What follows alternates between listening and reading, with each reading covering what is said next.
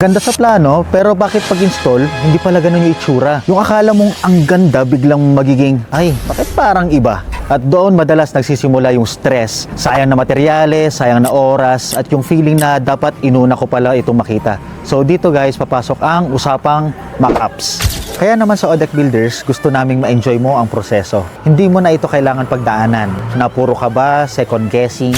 Kasi ang bahay na to, hindi mo lang ito project. Pangarap ito, pinaghirapan natin, pinag-ipunan, at more importantly, pinagdasal natin ito. Kaya importante ang mock-ups. Ito ay preview ng bahay mo bago ma-install ang mga planks, tiles, stoneworks, at iba pang mga finishing materials. Para makita mo muna kung tama ba yung vibe, yung texture, and yung overall feel bago mo pa ito gastusan at bago pa natin ito i-purchase. Kasi minsan, maliit lang na detail pero pag pinagsama-sama mo sa actual, doon natin mararamdaman na, ito yung para sa akin. So ito, this is an example of our mock-up. So ito, pina-check natin sa kliyente natin, kay architect, sa designers natin. So ito, meron tayong wood planks dito, molding, and Baguio stones.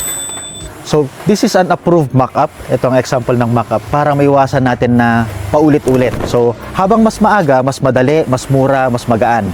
Sa madaling salita, ang mock-ups ay hindi dagdag gastos. Ito ay proteksyon sa budget, oras, at peace of mind natin. Okay, so kung gusto natin ng mas maayos, mas malinaw, at walang hula-hulaan pagdating sa pagpili ng construction materials or finishing materials natin, mock-ups are very essential. Mock-ups for our exterior walls. Ito naman po ang mock-up natin for the fence wall.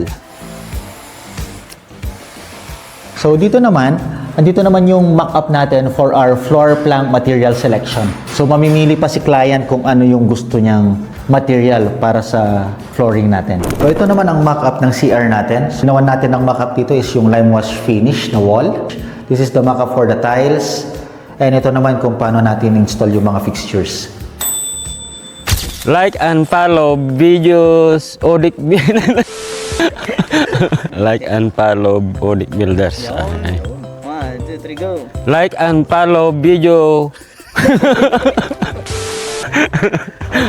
One eternity later.